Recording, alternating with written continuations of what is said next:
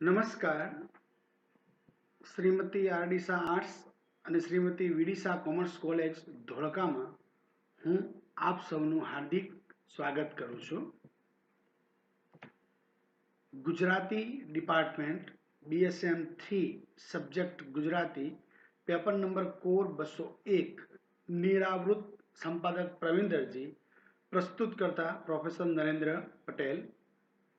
વિદ્યાર્થી મિત્રો, નિરાવૃતમાં આગળ આપણે થોડા નિબંધો ભણેલા છીએ. ઓરડો, ડીપોટી સાહેબ, ટેન્શન, ડગલો, ફળિયું, બરોબર છે. હવે આજે બીજા 3 નિબંધોની વાત હું તમારી સમક્ષ કરવાનો છું. મહા, હું જલ છું, પશુઓ પાણીવાળો. આ 3 નિબંધ આજે આપણે ચર્ચામાં લેવાના છે. આ તમારું પુસ્તકની ફોટોકોપી છે જે આપણા કોર્સમાં છે. અવારનવાર હું મૂકું જ છું. અનુક્રમ મણિકા પણ તમારી આગળ મૂકેલી છે, કારણ કે બધા જ નિબંધો આપણા કોર્સમાં નથી. એટલે જે રાઇટ કરેલા છે એ છે, અને એમાં ઓરડો, ડીપોટી સાહેબ, ટેશન, ડગલો, ફળિયું આટલા આપણે ચર્ચા કરી છે. આજે આપણે 3 નિબંધો મહા, હું જલ છું અને પશુઓ પાણીવાળો આટલા નિબંધોની ચર્ચા આપણે કરવાની છે. તો વિદ્યાર્થી મિત્રો જોઈએ, પહેલો નિબંધ છે મહા. કારતક, માગસર, પૂષ, મહા, ફાગણ આ ગુજરાતી મહિનાના આપણે નામ લઈએ તો ત્યાં આપણે મહા મહિનાની યાદ આવે. એ મહા મહિનાના સ્મરણો માનનીય શ્રી પ્રવીણ દરજી સાહેબે અહીંયા નિબંધમાં મૂક્યા છે. અહીં નિબંધની આખી ફોટોકોપી છે, હું વાંચતો જઉં છું, તમે પણ જોડે જોતા જાઓ ને જ્યાં ચર્ચા કરવા જેવી લાગશે, સરસ વર્ણનો છે, એની વાત આપણે કરતા જઈશું. ઠૂંઠવાતો પોષ ચોર પગલે ચાલ્યો ગયો. આ મહાની સવારી પણ છેક કૃષ્ણ પક્ષના અડધા રસ્તે આવી પહોંચી છે. મહા એટલે શિશિરના છેલ્લા દિવસો. તમે નિશાસા સાથે અરે મહા એટલે તો પાનખર એમ પણ કહી શકો છો. મહાનો મુખવટો મ્લાન છે, કદાચ મોહક પણ. ઘરની 4 દિવાલોમાં પુરાઈને દુનિયા ડહોળનારાઓ માટે આ મહા નથી. આવાસની રસ્તા પર પડતી બારીમાંથી દેખાતા 2-4 વૃક્ષો કે વેલ છોડને જોઈને વૃક્ષ પ્રેમની ગાથા ગાનારાઓ માટે પણ આ મહા નથી. મહા તો ઘર છોડીને વિશાળ રસ્તાઓ પર દોડી જનારાઓ માટે, રસ્તા ઉપરના કે મેદાનના ઉપરના વૃક્ષો નીચે કલાકો સુધી બેસી રહેનારાઓ માટે છે. મહાનું મ્લાન ને મોહક એમ ઉભય પ્રકારનું રૂપ તો માણી શકાય છે. ખુલ્લા આકાશ તળે, વનના કોઈ વૃક્ષ તળે, પર્વતની તળેટીમાં કે ટોચ ઉપર. તમે ઈચ્છો તો મનને જરા ટપારીને આ મહાની એવી કોઈ એક સાંજને ઘરથી દૂર, હા ઘણે દૂર જઈ તમારી કરી શકો. પશ્ચિમ આકાશ તે વખતે સૂર્યનો કોળિયો કરી જવાની તૈયારીમાં હશે. એ ખેલને ઘડી બે ઘડી જોતા રહીએ ત્યાં ઘવાયેલા યોદ્ધા જેવો સૂર્ય રક્ત છંટાવ કરી નભો જલમાં સરી જાય છે. સૂર્યાસ્ત થતો હોય ત્યારે જે વાતાવરણ છે, કવિ એનું સરસ શબ્દોમાં વર્ણન કર્યું છે. આકાશ રાતુચોળું થઈ જાય છે. મન તે વખતે પ્રસન્ન થઈ ઉઠવાને બદલે ઊંડો નિશ્વાસ નાખે છે. આ નિશ્વાસમાં ચારે તરફ પાસે કે દૂર ઉભેલા વૃક્ષોની પીળાશ પણ ભળી જાય છે. સદા શીતળ લાગ્યા કરતા લીમડાના અર્ધ ઉપરના પાંદડા તો સાવ પાકા થઈ ગયા હોય છે. છેક સુકાઈ ગયેલા પાન ટપ ટપ ટપ ટપ ખર્યા કરે છે. પાનખરમાં આપણે જાણીએ છીએ મિત્રો કે વૃક્ષોના પર્ણ કઈ રીતે ખરતા હોય છે, કોઈ વિરહાણીના આંસુની જેમ. કવિ કેવી કલ્પના કરી છે. વૃક્ષના પાન ખરે છે, પણ કેમ? જેમ વિરહાણી હોય અને પોતાના નાયકની રાહ જોતી હોય અને એના વિરહમાં જે આંસુ પડે એમ. વિશિષ્ટ જાતનો પેલો ગુલમોહર પણ મ્લાન થઈ ગયો છે. કંઠમાળાના દર્દીની જેમ એની જર્જરી શાખાઓ પર સૂકી ખંગ પાપડીઓ ઝૂલ્યા કરે છે. જમીન પર પડેલી એકાદ પાપડીને તમે કુતુલવશ ઉઠાવશો તો એમાં પુરાયેલા 2-4 બી નીચે પડેલા અહીં કોઈ ઉઠાવનાર છે એવો ખ્યાલે તમારો આભાર માનવા રણકી ઉઠશે. આ પાપડી કોઈ કસબીના હાથે ફણીધરનું રૂપ લઈ શિવના લિંગની ફરતે પણ ક્યારેક વીંટળાય છે. પેલી ગેગુર બોરસલી ભલે વિઠોબાની જેમ અક્કડ ઊભી હોય, પણ તમે તેની નીચે જે જોશો તો એની કોઈક ડાળે ક્ષયના રોગીના ફેફસા પર લાગી જતા ડાઘ જેવી પીળાશ વળગી ચૂકી હશે. કોઈક વળી સાવ બરડ પણ થઈ ગયેલી જણાશે. આંબો, આંબલી કે જાંબુ જેવા વૃક્ષોની પણ એવી જ કફોડી દશા છે. પાનખર હોય તો શું દશા થાય એ આપણે જાણીએ છીએ. અને ટેકરીઓ તો સમૂહના યજ્ઞોપવિત કરી ઉભેલા બટુકો જેવી લાગે છે. આપણે જાણીએ છીએ કે યજ્ઞોપવિત કરેલા બટુકોને મુંડન કરવામાં આવે તો કવિને અહીં પણ જે ટેકરીઓ છે એ વગર લીલોતરી વગર જ્યાં ટકો કરાવ્યો હોય બટુકો હોય એવી લાગી રહી છે. આ ઢળી ગયેલી સંધ્યાએ આકાશ પર ક્યાંય હેતાલ લાગે છે. એને અન્ય મનસ્ક થઈને બેઠું હોય છે. 5-25 પંખીઓનું ટોળું એક સામટું આકાશમાં ચક્રાઓ લેતું હોય છે ત્યારે હૃદય નાચી ઉઠવાને બદલે વધુ ગમગીન બની જાય છે. પંખીઓના એ મંદ ઉડ્ડયનમાં પગપાળા ચાલ્યા જતા જૈન સાધુઓની નિર્મળતા અને વિરાગીતાનો અનુભવ થાય છે. ક્યાં જતા હશે બધા પંખીઓ? કયા ઘરે, કયા સ્થળે, કયા દેશે, કોને મળવા? પાનખરની ઋતુમાં પક્ષીઓને પણ જ્યારે પર્ણ જ પાંદડા છોડી દે તો પક્ષીઓ પણ માળો ક્યાં કરે એની વાત કરી છે. ચારે તરફ જ્યાં નજર નાખો તો બસ ભૂખર ભૂખર ને ભૂતાવળું લાગે છે. સૃષ્ટિની આ નિસ્તેજતા અને સુસ્તતા ક્યારેક એકાએક વખસૂકી ગયેલી ગાયનું સ્મરણ કરાવે છે તો ક્યારેક કેસ કંકણ વિનાની વિધવાનું ચિત્ર ખડી કરી દે છે. પણ આ વૃક્ષો, ટેકરીઓ કે આકાશ શું કામ આપણું મન પણ ક્યાંક ભૂખર ભૂખર નથી લાગતું? વિના કારણે અડવું અડવું લાગે, ક્યાંકથી વિષાદનો નિષાદ મૂઠે પડે ને આપણે બેકરાર બની જઈએ. એવું આ મહામાં ખાસ બનવાનું. પોષની જેમ રાત્રિ હવે પસાર થઈ જતી નથી. પસાર કરવા સંઘર્ષ કરવો પડે છે. મહામ્લાન છે તે અર્થમાં. મહાની આ લાંબે પગલે તમે ઘર ભણી ચાલ્યા જાઓ છો પણ રસ્તો જાણે ટૂંકો થવાના બદલે લંબાતો જાય છે. પાનખરના સૂકા પાંદડા પગમાં અટવાય છે, ગુમરાય છે, વીંટળાય છે. આપણે સાવ અટોલા એકાકી બની રહીએ છીએ. ઉમંગ જેવું કશું લાગતું નથી. મન ખીણતાની ખીણમાં ઉતરી પડે છે. ભર્યા ભર્યા વિશ્વમાં બધું જ પરાયું ભાસે છે. આપણો પડછાયો, આપણો પ્રતિઘોષ પણ ને અવર કોઈની સાથે નહીં, માત્ર આપણી જાત સાથે જ આપણે જો પ્રેમ કરી શકીએ તો કહી શકીએ એવી પ્રાપ્તિ થાય છે. એક દીર્ઘ સુદીર્ઘ યાત્રાને કેવળ આપણે એક જ યાત્રી. મહા આવો વિષાદી છે પણ એ વિષાદ ટૂંકાવતો નથી. શબ્દાર્થની પારના ક્ષિતિજની ઓલી મેરના કશાક સાથે તે આપણને જોડી આપે છે. આથી જ મહાને મહા મોટો કહેવાનું મન થાય છે. વિષાદના આ માસમાં આપણે વસંતોત્સવ ઉજવીને વેરાંતાની વચ્ચે પણ સભરતાની કલ્પના કરી આપણા મધુર સ્વર્ણો લીલાછમ રાખીએ છીએ. એક લોકકવિએ વ્રજની વનરાઈઓમાં કૃષ્ણના વિયોગે જુડતી રાધા ગોપાઓને પણ કૃષ્ણ હવે ફાગણ થતા તો આવી પહોંચશે એવો દિલાસો આ માસમાં જ આપ્યો હતો તે જાણો છો? મહામન અને સૃષ્ટિના કાયાકલ્પ પૂર્વેની આવી શીર્ણતાનો માસ એ છે. પછી તો જ્યાં વહાં પૂરો થવાની તૈયારી છે હોય ત્યાં પેલું અજ્ઞાત નામ કવિ કહે છે તેવી પહુતીય શિવરતી સમરતી રાત્રિ દિવસ સરખા છે તેવી મોહ શિવરાત્રિ આવી પહોંચે છે. આપણા વિષાદ વિયોગની અવધ ત્યાં જાણે પૂરી થાય છે અને મને મન કણે કણ વસંતમાં ચબોકળાઈ જાય છે. ઉતરતો માં મોહક મધુર બની રહે છે. સ્પેનિશ કવિ એન્ટોનિયો મેકાડો કહે છે તેવું ખુશનુમા પ્રભાત તે પછી કદાચ આપણા કાનમાં આવીને કહી જશે, તારા વિષાદી ગમગની હૃદયમાં હું પુષ્પ બનીને ખીલી ઉઠીશ. અહીં મા મહિના જે પાનખર ઋતુ છે, કવિ કહે છે બધે જ એ જાણે બટુક યજ્ઞોપવિત કરતા હોય અને મુંડન કરાવ્યું એવા ટેકરીઓ પણ મુંડન કરાવ્યું એવી લાગે છે. પક્ષીઓને પણ ક્યાં માળો કરવો એની ગંભીરતા છે. એમ મનમાં પણ ક્યાંક પાનખર હોય ને એ આશાએ કવિ જીવે છે ક્યારેક તો એ પુષ્પ બનીને ખીલી ઉઠશે એની વાત છે. વિદ્યાર્થી મિત્રો, આજનો બીજો નિબંધ છે હું જલ છું. કવિ અહીં જલમય બની જાય છે. એના અનુભવો એમને સરસ શબ્દોમાં એ અહીં વર્ણવ્યા છે કે જલ ક્યાં ક્યાં એ દેખાય છે અને કવિ છેલ્લે કેવી રીતે જલમય બને છે એની વાત છે. વાંચું છું કારણ કે નિબંધ છે, વાંચીએ તો જ આસ્વાદ થાય. એટલે તમે શબ્દોનો અર્થ પકડજો, હું પણ પકડીશ અને ચર્ચા કરીશું. એમાં તો આ ઈશ્વર સામે આપણે ઘણા બધા વાંધા છે પણ એ વાંધા ઊભા રાખીને ક્યારે એ પ્રણમવાનું ગમે એવું કાર્ય એ કરી બેસતો હોય છે. છેલ્લું આખું અઠવાડિયું બરાબર ધામ રહ્યો. સૂરજ આપ ખુદ બની ગયો હતો. એવા આપ ખુદને આ જમાનામાં ટોકે પણ કોણ? પોતપોતાનું સાંભળીને બેસવાનો તો યુગ ને. આપણા રામ પણ ચંદ્રિકા નામ ગાડી માનીને સૂર્યની સામે કોઈ તહોમત નામું પેશ કરવાને બદલે એની તપ્તતા વચ્ચે રહીને જ અનુકૂળ માર્ગ ખોલી લે છે. મન આ દિવસોમાં જલની કલ્પનામાં રાચવા લાગ્યું, જરા જુદા અર્થમાં.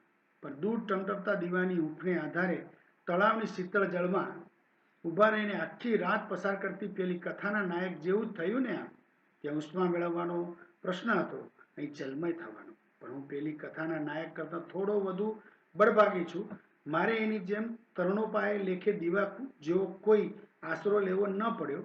મારી વારે તો ખુદ ઈશ્વર આવ્યો, અને એટલે તો ગઈકાલે અકાળે ગ્રીષ્મની આખી શિસ્ત તોડીને વાદળો ઝૂકી ગયા, ઝૂમી ગયા.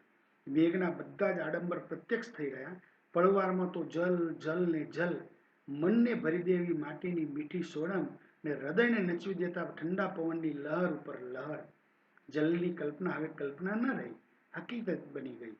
બિચારો સૂરજ આખો દિવસ લાજવતો ફર્યો. એટલે આકાશમાં વાદળ રહ્યું એટલે જાણે સૂરજ શરમાતો હોય એ વાદળની પાછળ લપાઈ રહ્યો, એવું લેખક કહે છે. હવે આપ ખુદ બનવા જાય તે પહેલા નેપોલિયનના અંતિમ દિવસોનો ઇતિહાસ વાંચી જવાની એને આપણે પ્રાર્થના કરીએ.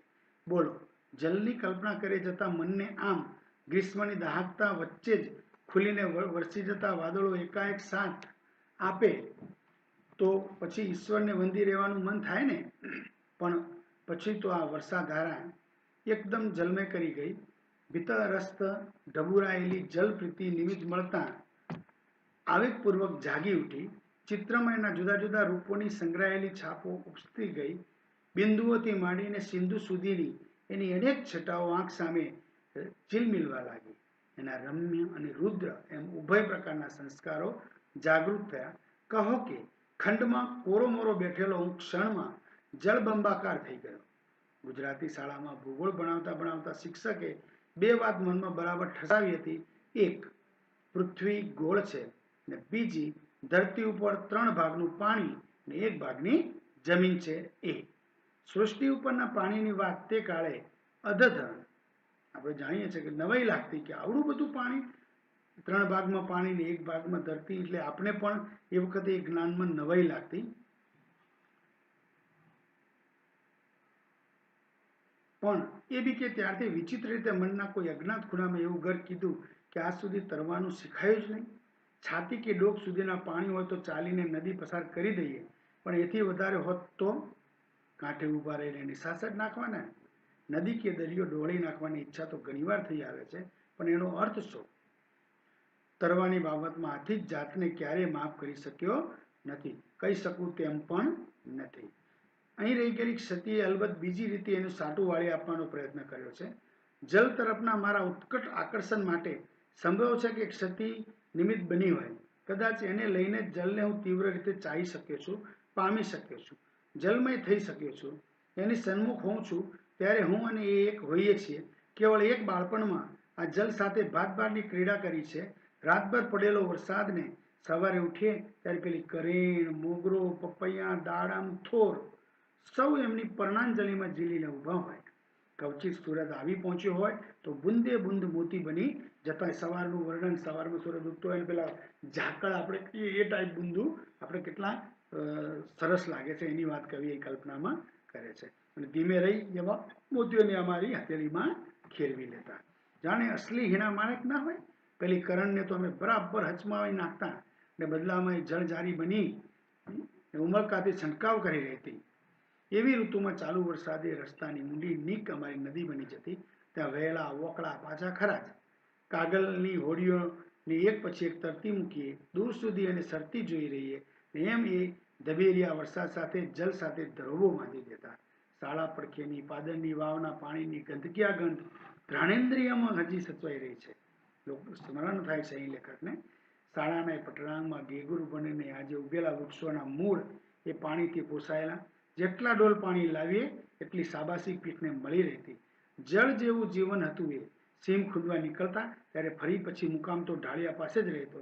ખળખળ વહેતા એ જળમાં મોઢું ધોઈએ ને પછી ટપકતા ચહેરે પોસ બે પોસ પાણી પીએ. પછી એ ઢાળિયા જળમાં પગની ધીંગામસ્તી શરૂ થાય. ઢળિયાની આજુબાજુમાં લીલુંછમ ઘાસ આ બધો તમાશો જોયા કરે. ક્યારેક એ આ મસ્તીનો ભોગ બને. વચ્ચે કળસરી જવાનું બનેલું ત્યારે ઘટાદાર વનરાજી વચ્ચેની વહેતા ઝરણા સાથે થોડાક કલાક ગાળીને એવા સેચોને નીચોળ્યું હતું. વતનની નદી મેસરી અને તળાવના જલની વાત કરીશ તો તો સીધીભાઈ ને સિદ્ધકા વાલા જેવો ઘાટ થશે. એટલે છોડો એ વાત. હા, પણ રાજસ્થાનના જયસવંત તળાવની રૂડી રાણીના મહેલની ટોચેથી જે પછી તળાવની પાલના છેક નીચલા પગથિયેથી જોયા કરેલું એ દ્રશ્ય હજી અખંડ રૂપે મનમાં સચવાઈ રહ્યું છે. એનો અગાધ વિસ્તાર, ક્ષિતિજ સાથે ભળી જતા એના ભૂરા શીતલ જલ અને કેનાર ફરતે પંખી વૃક્ષો સમેતની પ્રકૃતિ આક્ષાની કલ્પનાને અચ્છોદ અને પંપા સરોવર સુધી ખેંચી જાય છે. કિન્નર મિથુનની પાછળ જતા જતા માર્ગ બોલેલા ચંદ્રાપીરને અચ્છોદના દર્શન કેવી તૃપ્તિકર નીવડે છે. જયસંદના જલે પંચેન્દ્રિયો આનંદી ઉઠી હતી, એમ તો આબુનું નખીને પાવાગઢનું દુધિયો બંનેને કાઢેલા સરોવરે પણ સ્મૃતિના હમણાં સંકોર્યા કરે છે. ચાણોદ દાદીમાના અસ્થિ વિસર્જન માટે ગયા ત્યારે 8 વર્ષનું હોઈશ.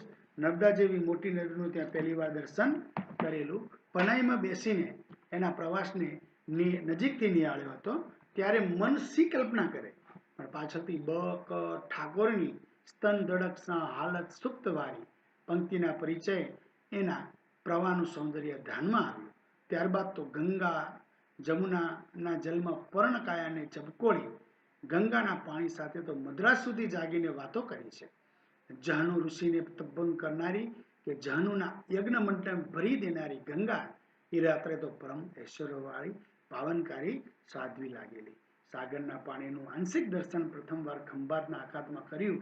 પાછળથી મુંબઈમાં, હર્ષદમાં, સોમનાથમાં એમ અનેક સ્થળે દરિયાના અનેકવિધ રૂપે જોયો છે. જલનું ભવ્ય અને રુદ્ર રૂપ પણ એ દરિયાએ જ બતાવ્યું. સોમનાથમાં ચોલાના નૃત્યનો લય બનીને ચરણમાં વીંટાળાઈ ગયેલા દરિયાના એ વારી એલિફન્ટા ગુફાઓ પાસે ડાયા ડમરા સજ્જન રૂપે મળેલા હર્ષદમાં ભરતી ટાણે આખી રાત એનું વિહામનું રૂપ દેખેલું. જય પ્રલયકારી છે એ ત્યાં વિશેષ રૂપે ત્યારે અનુભવેલું. ભગવાન મનુ અને નૂહ પૈગંબરના કાળમાં આવા જ ઉન્માદી જલે પ્રલય કર્યો હશે ને. મોહેંજો-દરો ને હડપ્પા જેવી સંસ્કૃતિઓને આવા જ જલે નામનેશ કરી હશે ને. નૂહની હોડીની હૈયા ધારણ છે એવી આશાને વારાનો અવતાર લઈ અને એટલે જ આ પળે જલના રુદ્રરમ્ય અનેક રૂપો સાથે અનેક પણ આ જળ જ કારણભૂત બન્યા છે. જળ ચિત્ત વૃત્તિનું પ્રતીક લેખાયું છે. જલની જેમ ચિત્ત પણ આ ગ્રીષ્મની બપોરે ક્યાંક ક્યાંક સરતું રહે છે. હું જળ છું એમ કહું તો દોષ નહીં દેતા. મારામાંના પંચ મહાભૂતોનું, આપણું શરીર કેટલાનું બનેલું છે? 5 મહાભૂત તત્વોનું બનેલું છે. એની વાત છે. એ એક તત્વ છે. એટલે એમ કહેવાનો મને અધિકાર પણ છે. અત્યારે એની મોઢામોઢ છું ત્યારે પેલા કવિ રેમ્બોની માફક મને પણ એ પૂરા જલ મદિરા કે કાવ્ય સંગીત કરતા પણ વધુ ઉત્તેજના કરી રહ્યા છે. કવિ અહીં પોતાના જલનો જે અનુભવ છે, જ્યાં જ્યાં જલને એને માણ્યું છે, પોતાના શરીરમાં માણ્યું છે, એક રૂપ થયા છે, એની વાત આ નિબંધમાં કરી છે. સરસ શબ્દો છે, સરસ શૈલી છે, સરસ ઉદાહરણો છે, શારીરિક પ્રતીકો છે. એ બધું અહીં આપણે દ્રષ્ટિગોચર થાય છે. ત્રીજો નિબંધ છે પશુ પાણીવાળો. અહીં કવિએ પોતાના ગામમાં એક વ્યક્તિત્વ છે પરસોત્તમ, બરાબર છે, એના સાથેના અનુભવ કે એના અનુભવ અહીં સરસ શબ્દોમાં એમને રજૂ કર્યા છે. અને એમાંથી બોધપાઠ પણ કવિ આપ્યો છે. એ આપણે જોઈએ. ટાઇટલ છે પશુઓ પાણીવાળો. આજે મારા ગામના બાદશાહની તમારી સાથે વાત કરવી છે. જો કેવું કે છે બાદશાહ. હા, એ જ બાદશાહ હતો. એની પાસે તખ્ત ન હતો, એનું સામ્રાજ્ય ન હતું, એ ખરું. છતાં તેને તેનું એક અનોખું સામ્રાજ્ય ઊભું કરી લીધું હતું. ગામ આખું વારે તહેવારે એની ખુશામત કરતું જોયું છે. ને એ વેળાએ એનો બાદશાહી રૂઆબ પણ દીઠો છે. એનું નામ પરસોત્તમ એટલે કે પુરુષોત્તમ. બસ, આ સિવાય એની બીજી કોઈ ઓળખ નહીં. પણ ગામમાં પુરુષોત્તમ જેવો ભારેખમ શબ્દ ઉચ્ચારે તો કોણ ઉચ્ચારે? તેથી બધે જ તેને પરસોત્તમ કે પશુઓ પાણીવાળો એવા નામથી ઓળખાતો. એ કઈ કોમનો, કઈ અટકનો, એના પિતાનું નામ શું વગેરે માહિતી આજ દિન સુધી કોઈ કહેતા કોઈને મળી નથી. પરસોત્તમ શબ્દમાં બધું જ આવી જતું. એવી માહિતી વિશે પડછૂપ કરવાની પણ એની સામે કોઈની હિંમત નહીં. હા, એ બાદશાહ ખરો ને. પહેરવેશમાં ખાદીનો એક સેંડો પહેરી રાખે, જમણા હાથનો આખો પંજો રહી જાય એવું એક મોટું ખિસ્સું, એમાં એક ખાસ રખાવડાવે.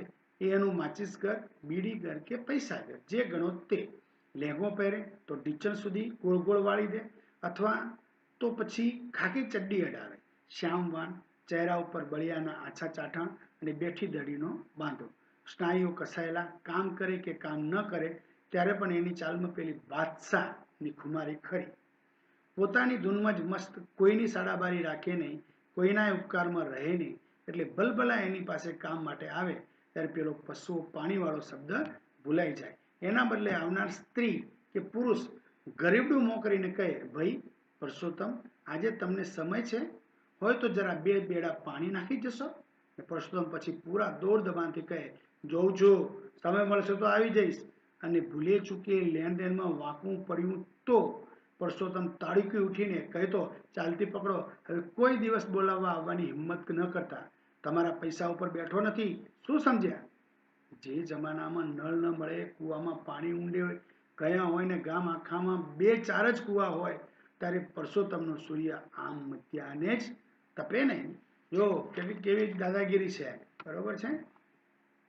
કારણ કે કામ કરે છે, લોકોને એની ગરજ છે. પરસોત્તમ અમારા ઘરની સામે છે. જયદેવ કાકાના વરંડાની વાડ પાસે એક ખૂણામાં ઘર બનાવીને રહે. એ ઘરને દિવાલો નહીં, રાજ રચેલું પણ નહીં, 3 ઈંટોનો એક ચૂલો, ધાતુના 2-5 વાસણો અને એકાદ ગોદડી, એટલું અસબાબ રૂપે. વાડ પાસે એક નાની બારી જેવું. એનો ખુલવાનો જરા સરખો અવાજ આવે એટલે પરસોત્તમ તરત કોણ કહીને સાદ કરે. બપોરની ચા બનતી હોય, બરાબર રંગ પકડતી હોય, અને આ બચ્ચુભાઈ જો ઓટલી ઉપર બેઠા હોય કે વાંચતા હોય તો પરસોત્તમને સૂજી આવે તો બચ્ચુભાઈ ચા પીશો કે? એવું પ્રેમથી કહે. પરસોત્તમ મને બચ્ચુભાઈ કહેતો, પણ બહાર કામ કરતા પિતાજી તરત બોલી ઉઠે, અરે તારે પીવાની હોય કે પીવડાવવાની હોય? કારણ કે પરસોત્તમ ગરીબ માણસ છે, એટલે લેખકને પણ એના પિતા થોડા ટોકતા કે તારે એને પીવડાવવાની હોય. પરસોત્તમ અને બાપુજીને બરાબરનો મેળ પડે. બેને ઘણીવાર વાતોએ વળગેલા જોયા છે. પરસોત્તમ રસોઈ જાતે જ બનાવે. રોટલા, શાક કે લસણ મરચાની ચટણી એનું પ્રિય ભોજન. ક્યારેક ક્યાંકથી છાશ લઈ આવે, ત્યારે કઢી હોય. વાડમાંથી બધી જ એની ગતિવિધિ જોઈ શકાય. આડોશી પાડોશી ક્યારેક ખાવાનું આપી જાય. લેવું ના લેવું એ બધું પરસોત્તમની મરજી ઉપર અવલંબે. એના સ્વમાની સ્વભાવથી સૌ વાકેફ, એટલે મોટે ભાગે તો પહેલા એને પૂછી આવે, એ લેવાની હા પાડે તો જ એના માટે થાળ જતો. બાકી એના વરંડામાં એ રહેતો, એમનું કામ કરતો. એની સાથે પણ એને અનેક વાર ઝઘડી પડતો જોયો છે. આ રહ્યું, કંઈ તમારા ઘર સિવાય બીજે રહેવાનું નહીં મળે? એમ નહીં માનતા? કામ કરીને રહીએ છીએ, મફત નહીં, રાખો, એમાં ઉપકાર કરતા નથી. આવું એ ઘણીવાર પેલી માલકનને ચોપડી દેતો સંભળાય. જો આખા બોલો છે, જેના ઘરમાં એ ભાડે રહે છે કે જેના જમીનમાં રહે છે, એને પણ સંભળાવતા એ ખચકાતો નથી, એટલો સ્વમાની છે. એટલે તો કવિ એના બાદશાહ કહે છે. બપોરની મધ્યા વેળાએ શેરી લગભગ સૂતી હોય. કૂતરા અહીંથી ત્યાં ક્યાંક જીભ કાઢીને લાળ ટપકાવતા ફરતા હોય કે ક્યાંક નિરાતે છાયામાં સૂતા હોય, ત્યારે ઉઘાડે પગને પશુઓ પાણીવાળો એક હાથમાં ભરેલો ઘડો લટકતો રાખીને દેગડો ખભા ઉપર મૂકીને પરસેવે રેબઝેબ જોયો છે. મહેનતકશ માનવીને એનું નામ કામ જ આખું જગત હોય છે. એના કામમાં હોય ત્યારે એને મસ્તી ઓર હોય. કોઈ દિવસે મધ્યાને નવરો હોય તો કોઈની સાથે વાતચીતોમાં પરેવાલાયો તમે એને જુઓ, પણ એની વાતમાં કોઈની બદલોય નહીં, કોઈ વિશે ટીકા ટિપ્પણ નહીં. પેલો નિંદા રસ્તો ક્યારેય નહીં. રાત્રે પણ ફળિયામાં એની વસ્તી ખરી. અધરાતે મધરાતે પેશાબ પાણી માટે ઉઠવાનું થાય તો પરસોત્તમનું ગળું તરત ખોખારી ઉઠે. ક્યારેક એ વરંડાની ઓટલી ઉપર બેઠો બેઠો બીડી પીતો હોય તો ક્યારેક રાત્રે 2 વાગે એના ચૂલા ઉપર કડક મીઠી લિજ્જતદાર ચા પણ ઉકળતી હોય. પરસોત્તમ મનનો રાજા હતો. બરાબર છે? કવિ જો કેવું વર્ણન કરે છે. એને કામ સાથે મતલબ, કોઈની ખણખોદ, કોઈની નિંદા સાથે કોઈ મતલબ નથી. એની મસ્તીમાં જીવનારો માણસ છે. અમે મોટા થતા ગયા, સુધરતા ગયા, ભણ્યા ગણ્યા, પણ ફળિયાનો પેલો પરસોત્તમ અમને એવો ને એવો, એટલી જ ઉંમરનો લાગ્યા કરે. મળે ત્યારે એના મુખમાંથી તરત પેલો પરિચિત અવાજ શબ્દ નીકળી પડે, ઓહો બચુભાઈ આવ્યા છે. પરસોત્તમે આખું જીવન અમારા ગામમાં કાઢ્યું, પણ એના વિશે, એની ચાલ વિશે સૌને એક સરખો જ અભિપ્રાય. સોનું પડ્યું હોય તો એને મન એ લોખંડ. શ્રી સાથેના વ્યવહારમાં એની એવી જ ખાનદાની. ઘણીવાર એ પોતાની વાત કરતો, પણ અમુક હદમાં રહીને. કાઠિયાવાડના કોઈ એક ગામના મધ્યમ વર્ગમાંથી એ આવતો હતો.